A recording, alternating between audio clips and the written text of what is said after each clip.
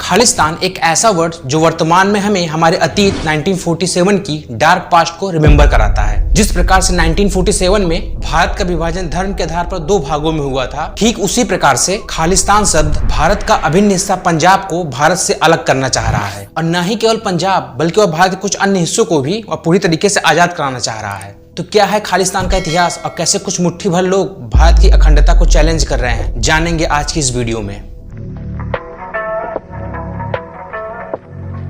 आखिर ऐसा हुआ क्या जिसकी वजह से आज ये वीडियो बनाना पड़ रहा है। रिसेंटली इस आदमी को, जिसका नाम हरदीप सिंह निज्जर है, इसको कनाडा में गन शूट आउट करके मार दिया गया। 18 तारीख को जब वह वेस्टर्न कनाडा के सूरी इलाके में गुरुद्वारे के पास से जा ही रहा था, तभी वहां पर दो अनआइडेंटिफाइड गनर आते हैं और इसको शूट आउट कर देते हैं। लेकिन हरदीप सिंह निज्जर कोई आम इंसान नहीं था, बल्कि ये KIF का चीफ यानी खालिस्तान टाइगर फोर्स का हेड था। 2007 में पंजाब स्टेट में एक सिनेमा हॉल के अंदर हुए बम ब्लास्ट में इसका हाथ बताया जाता है, और लास्ट ईयर NIA ने इसको जल्दी पकड़ने के लिए इसके ऊपर 10 लाख रुपए का इनाम भी रखा था, और इसी वजह से यह इंडिया के लिए मोस्ट वांटेड टेररिस्ट की लिस्ट में शामिल था। और जैसे ही यह एक्सीडेंट कनाडा में होता है, वैसे ही कनाडा के prime minister Justin Trudeau Bharat पर एलिगेशन लगाने लगते हैं।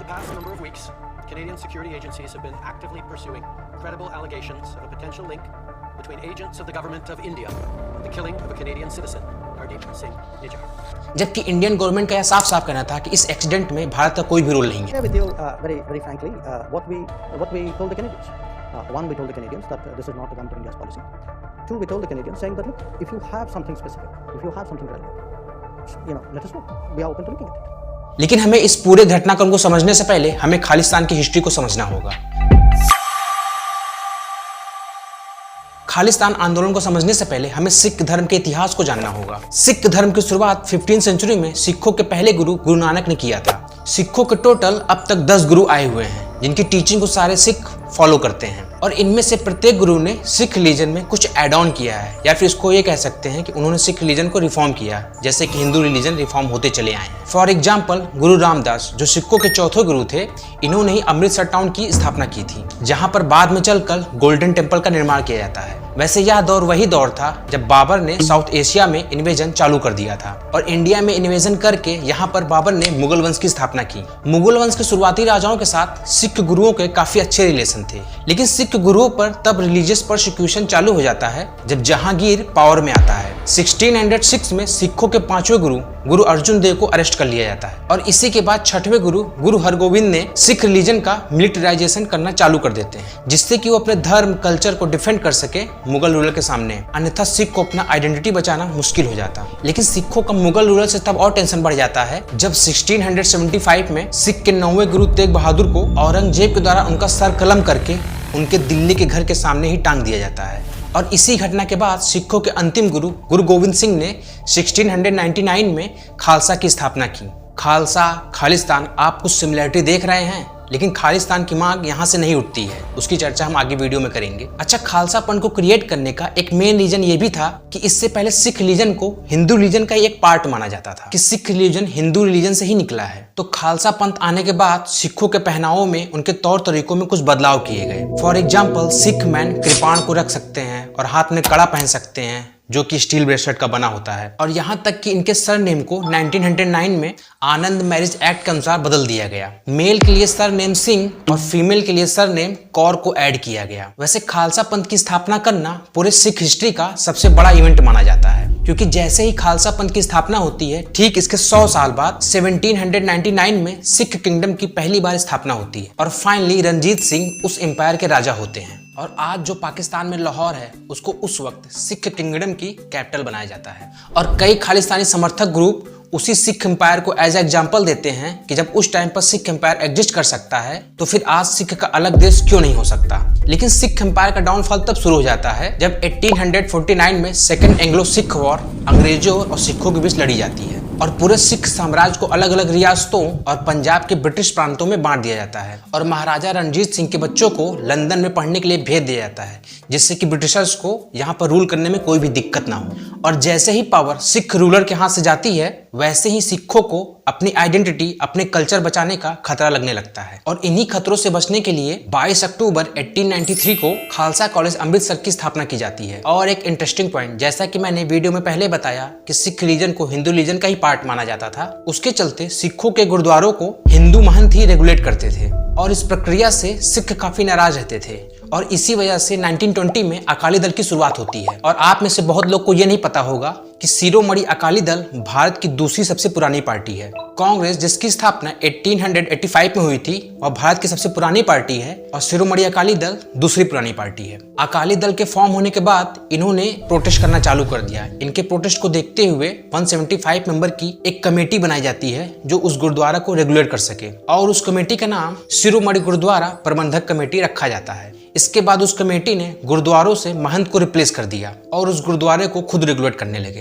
अच्छा, सिख लोग को यह भी लगता था कि यहाँ पर ब्रिटिशर्स टेम्परेरी रूप में आए हैं, जब ये यहाँ से वापस जाएंगे तब उनको अपना सिख एम्पायर वापस मिल जाएगा। क्योंकि यदि आप सिखों के पुराने ग्रंथों को देखेंगे तो वहाँ पर यह साफ मेंशन है, राज करेगा खालसा, और इससे रिलेटेड एक गाना भी है। राज करेगा खालसा। लेकिन उनकी उम्मीदों को तब और भी झटका लगता है जब पहली बार 1929 में लाहौर अधिवेशन में जवाहरलाल नेहरू की तरफ से पूर्ण स्वराज की मांग रखी जाती है। और इस अधिवेशन में ये कहा गया कि भारत एक इंडिपेंडेंस देश होगा और यहाँ पर लोकतंत्र स्थापित किया जाएगा। और इसी अधिवेशन में 31 दिसंबर 1929 को रावी रिवर के किनारे भारत का ये झंडा फहराया जाता है। और सिखों को 10 साल बाद एक झटका और लगता है जब 1940 में मुस्लिम लीग लाहौर रेजोल्यूशन में मोहम्मद अली जिन्ना एक अलग देश जो केवल मुस्लिमों के लिए होगा उसकी डिमांड करने लगते हैं। तब सिखों को फाइनली ये लगने लगता है कि जब ब्रिटिश इंडिया का पार्टीशन होगा तो west part of India Muslim बाहुल्य होगा और east part of India Hindu majority देश होगा और उनके लिए इन दोनों ही देश में कोई भी जगह नहीं रहेगी। तब इसके रिएक्शन में पहली बार 1940 में डॉक्टर वीर सिंह भाटी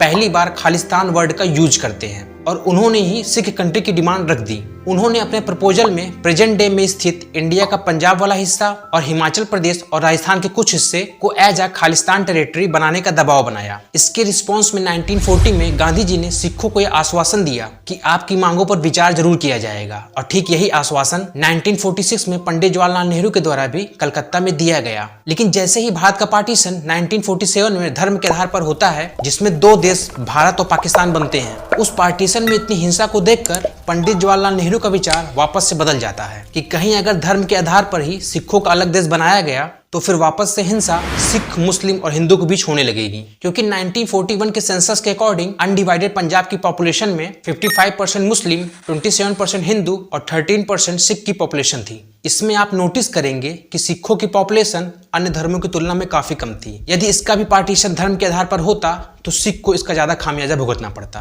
फिर धीरे धीरे आजादी मिलने के बाद सिखों को भी ये समझ में आने लगा कि अलग नेशन की मांग करना इतना रेलिवेंट नहीं है। वैसे अकाली दल जो 1920 को एस्टैब्लिश हुआ था, उसकी स्टार्टिंग से ये डिमांड रही कि पंजाब को केवल अलग राज्य का दर्जा मिल जाए। उनका अलग से राष्ट्र बनाने का कोई भी इरादा कभी भी नहीं रहा। भारत को आजादी मिलने के बाद जब पहली बार 1956 में स्टेट रीऑर्गेनाइजेशन एक्ट लाया गया, जिसमें भाषा के आधार पर स्टेट्स का डिवीजन होना था, उसी वक्त अकाली दल द्वारा पंजाबी सूबा मूवमेंट को चलाया जाता है।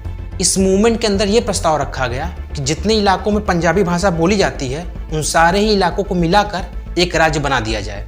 लेकिन भारत सरकार ने 1956 में इनकी मांग को खारिज कर दिया। फिर उसके बाद 1965 में जब भारत पाकिस्तान का युद्ध होता है, तब सिखों का अनकंडीशनल सपोर्ट भारत के साथ रहता है। क्योंकि आपने आज भी नोटिस किया होगा कि आज भारतीय सेना में मेजॉरिटी हिस्सेदारी सिखों की ही रहती है। 1965 वॉर के बाद इंडियन गवर्नमेंट को लगने लगता है कि सिखों की मांग जायज है, इसलिए इसके ठीक 1 साल बाद 1966 में पंजाब, हिमाचल प्रदेश और हरियाणा, इन तीनों को अलग राज्य में बांट दिया जाता है। लेकिन इंटरेस्टिंग बात यह है कि चंडीगढ़ को शेयर्ड कैपिटल बनाया जाता है, क्योंकि चंडीगढ़ को दोनों ही स्टेट पंजाब और हरियाणा क्लेम करने लगते हैं। इसलिए चंडीगढ़ को इंडियन गवर्नमेंट यूनियन टेरिटरी में शामिल कर देती है। तो इस कारण से जो पंजाबी सूबा मूवमेंट की डिमांड रहती है वो पूर्ण रूप से सफल नहीं हो पाती है और पंजाब के सिखों में अभी भी इंडियन गवर्नमेंट से काफी नाराजगी रहती है, क्योंकि इनकी नाराजगी का एक नया कारण वाटर डिस्प्यूट बन जाता है। देखिए, जब ये तीनों ही स्टेट आपस में डिवाइडेड नहीं थे, तब रावी, व्यास, सतलुज, ये तीनों ही नदियां पंजाब से होकर बहती थी। लेकिन जब स्टेट को डिवाइड कर दिया गया, तब इन तीनों ही नदियों के 77% पानी को नहरों के द्वारा हरियाणा और राजस्थान स्टेट में डाइवर्ट कर दिया गया, जिससे पंजाब को केवल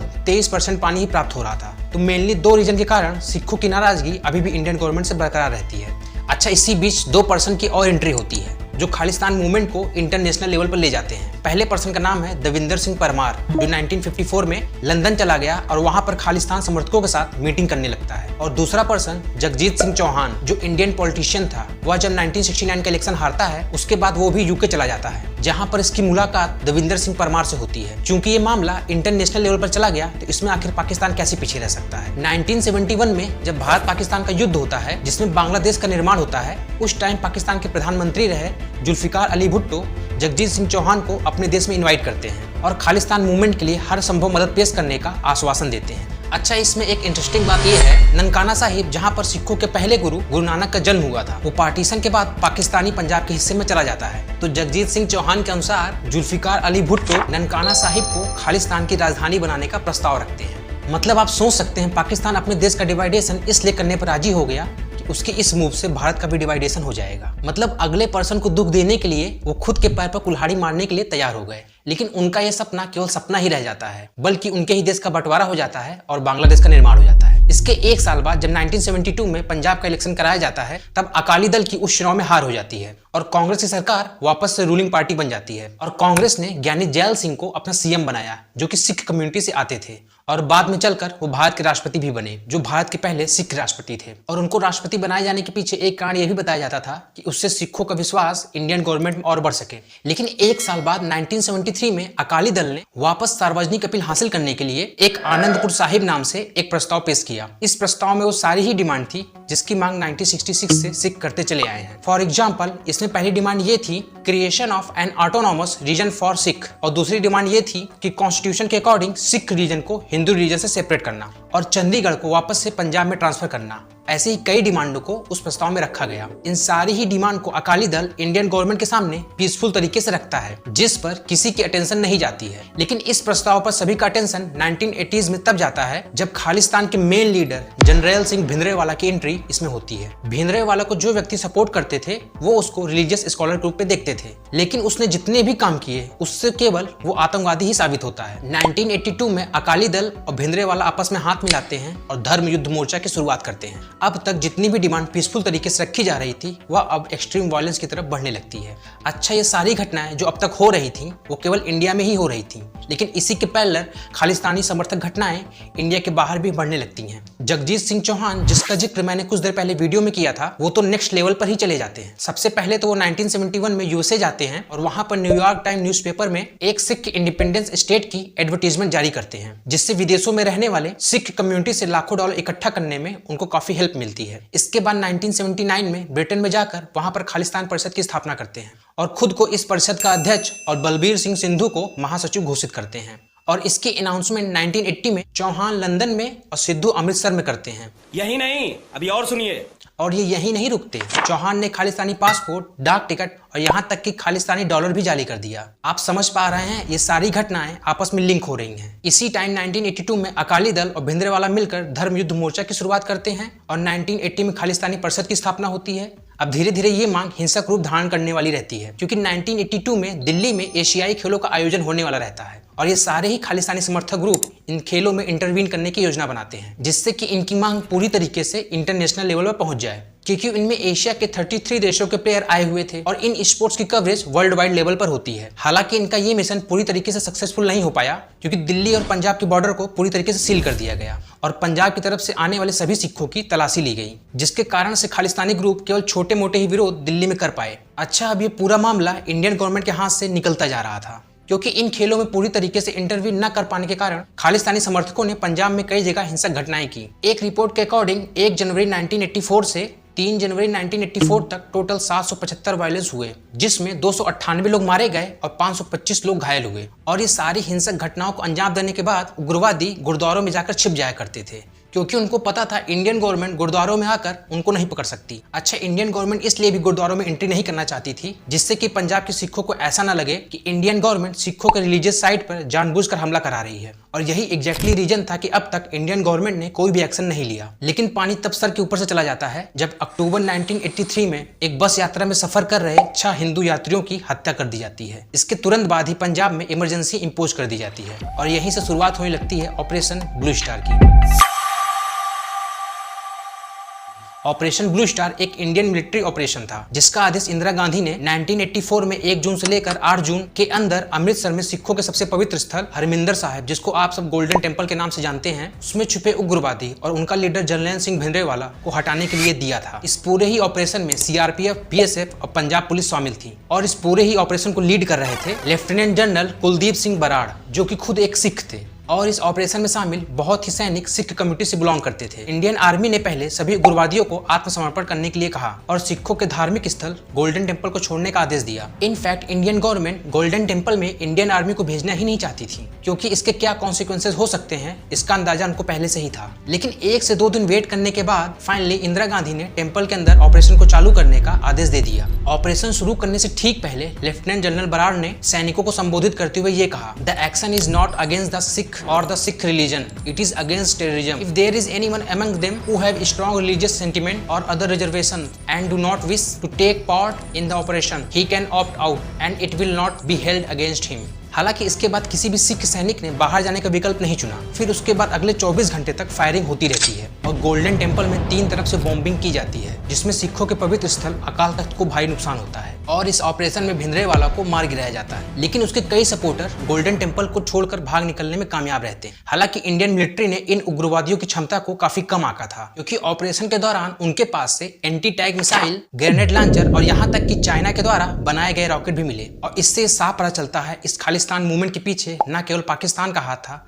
बल्कि इसके पीछे चाइना का भी हाथ था। इस पूरे ही ऑपरेशन में 700 से अधिक इंडियन सोल्जर शहीद हो गए। लेकिन इस ऑपरेशन के रिटेलिएशन में 31 अक्टूबर 1984 को इंदिरा गांधी के 2 सिख गार्ड ने, जिनका नाम सतवंत सिंह और बेअंत सिंह है, इन्होंने ही इंदिरा गांधी पर फायरिंग कर दी, जिससे इंदिरा गांधी की तुरंत डेथ हो जाती है। और इसी एक्सीडेंट के तुरंत बाद पूरे उत्तर भारत में हिंदू और सिख के बीच में वायलेंस चालू हो जाता है।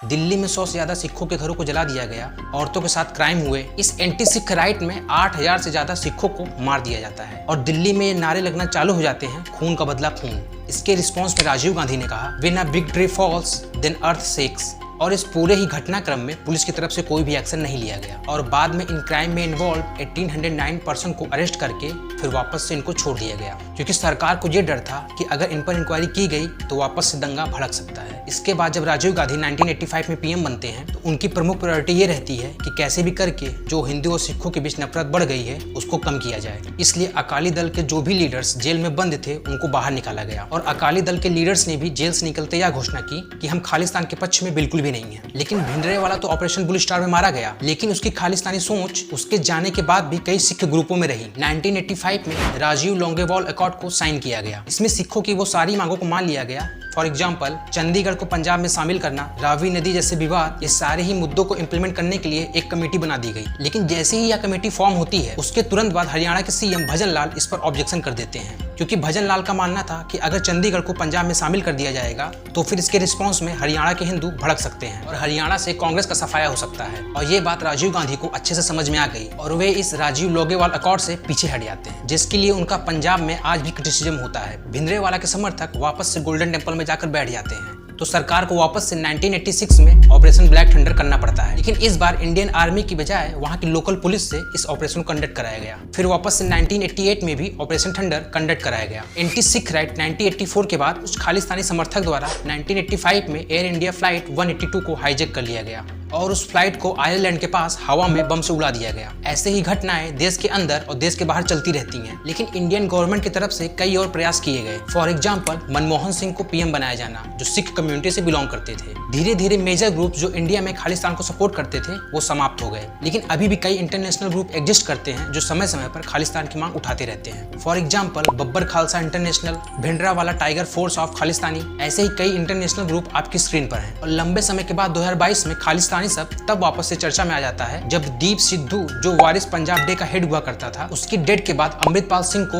इस संगठन का अध्यक्ष बना दिया जाता है और अमृतपाल सिंह अपना आदर्श भिंडरावाला को मानता है, जो प्रो खालिस्तानी था। ऐसे में जो मांग भारत में दशकों पहले शांत हो गई थी उसको वापस से हवा तब मिलती है जब कनाडा में हरदीप सिंह निज्जर को गन शॉट में मार दिया जाता है, जिसकी चर्चा मैंने वीडियो के शुरुआती भाग में किया था। वैसे इन सब में एक बात साफ हो जाती है कि सारे सिख कम्युनिटी को ब्लेम करना बिल्कुल ही गलत है, क्योंकि इंडियन सिख का अनकंडीशनल सपोर्ट हमेशा से भारत के साथ ही रहा है, वो चाहे 1965 का वार हो या फिर कारगिल वार रहा हो। केवल कुछ ही ग्रुप है जो समय समय पर ऐसी घटनाओं को अंजाम देते हैं, और वे ऐसा इसलिए करते हैं जिससे कि भारत में इंटरनल डिस्टर्बेंस बढ़ जाए। और वैसे आप सबका इस टॉपिक पर क्या रिएक्शन है? और अगर आपको आज का वीडियो इन्फॉर्मेटिव लगा हो तो आप हमारे चैनल को सब्सक्राइब कर सकते हैं।